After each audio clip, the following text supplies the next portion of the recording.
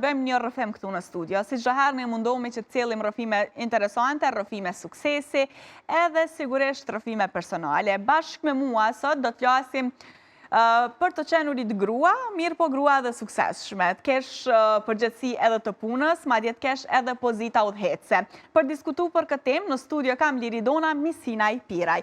Mirë se erdhe, kënaqësi që jemi bashkë, Liridona. Mirë se u gjeta, faleminderit shumë për ftesën. Tash do të flasim do të bëjmë një rrëfim për ty, për një grua që ndoshta përveç jetës personale, ka edhe një pozitë udhëhecse dhe sigurisht që themi kështu ka dhe shumë përgjithësi, edhe jashtë familjes. Ç'është është kjo pjesë? Realisht, tani unë jam në mandatin tim të dytë si drejtoresh për kulturin dhe sport në komunën e Dragashit. Dhe rrugtimi im ka filluar qysh para disa viteve falbesimit që më është dhënë nga kryetari i komunës, zoti Begjet Gjeladini, i cili e theu tabut dhe për herë të parë vendosin një grua në një pozitë udhëheqëse. Dhe tani momentalisht jam në mandatin tim të dytë, po ashtu prap një besimi përsëritur nga kryetari i komunës ndaj meje, një besimi vazhdueshëm i qytetarëve ndaj meje, po edhe një mbështetje e pashoqit nga ekipi i mbështetës. E the që mbase me vendosin tënde në këtë pozitë, u thyen disa tabu në Dragash, duke qenë kështu drejtoresha e parë, asa kohet në këtë pozitë, kështu që më trega sa ka qenë përgjithësi për ty, sa ka qenë sfiduese për ty në fillim. Unë besoj se secila pozitë udhëheqëse apo secila punë ka vështirësitë dhe sfidat e saj. Sidomos të jesh gruaja e parë në një ambient apo mjedis tradicional siç është komuna e Dragashit, kjo është tonë peshën edhe me tepër të përgjegjësisë tënde që e kije ndaj vetes, po edhe ndaj qytetarëve. Dhe realisht në fillim ka pas skepticizëm, ka pas mosbesim, ndonjëherë edhe ignorim ka pas, sepse ti nuk je aftë, ti je një grua, ti s'dish me bë, shuj se të na folin veç burrat. Por unë mendoj se me punë, për kushtim dhe angazhimi im i përditshëm me qytetar e ka dhënë përgjigjen më të mirë në këtë drejtim. E përmende që ndoshta je ballafaqiu me këse fjalë të themi gjatë kohës kur se e ke marrë këtë pozitë. A ka pas ndonjë moment që ndoshta të kam bos skeptike ty se a me hy në këtë pjesë, a mos me hy, që kam pret, ose sa mëj me ja dalë me u ballafaqiu me gjitha këto, apo prej fillimit e ke ditë që ka dënë dhe nuk është që je merë fort me që ka thonë të tjerët?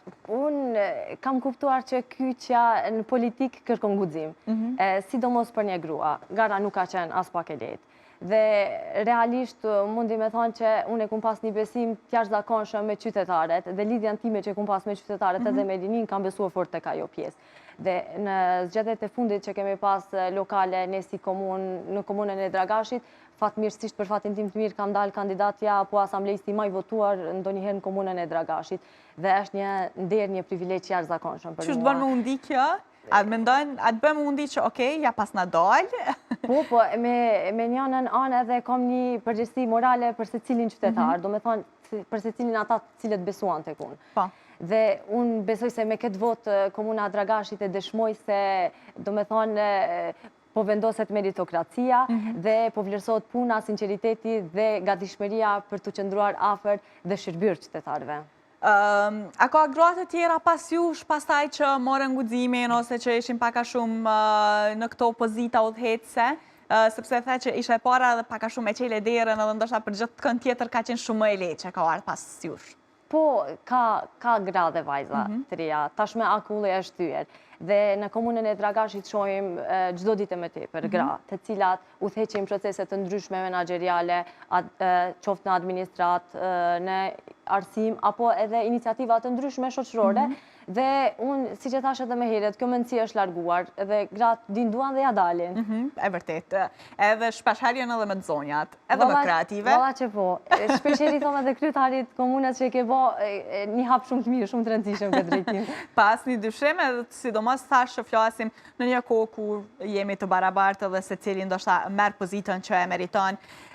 Mendon që ke qenë inspirim për shumë gra ndoshta në atë kohë kur vetëse ke qenë drejtoresh edhe me punën pastaj, sa kanë ardhur me u konsultu me ty ose me marrë këshilla nga ti? Shpresoj dhe besoj se po. Realisht pozita të cilën e kam edhe dhe vazhdoj ta mbaj, e mbaj me një përgjegjësi të madhe.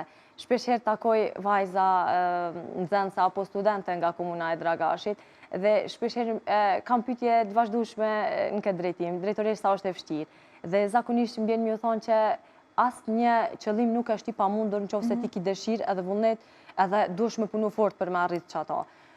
Edhe unë po besoj edhe po shpresoj që ky rrugtimi im gjatë gjithë këtyre viteve, po shpresoj që ndoshta të paktën edhe qoftë edhe tek një vajzë vetme të ketë ndikuar pozitivisht, që për shembull të besojnë tek vetja, të fillojnë të flasin edhe apo edhe të marrin guximin edhe të qeverisin, unë misionin tim personal e shikoj të përmbushur.